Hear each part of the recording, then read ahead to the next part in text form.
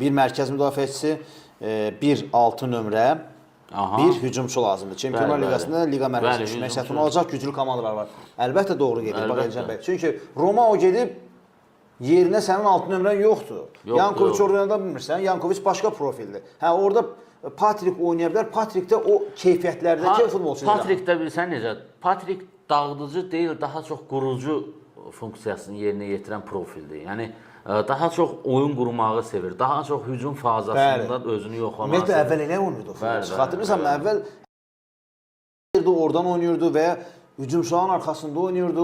O bacarıqlı, yaxşı zərbələri var idi.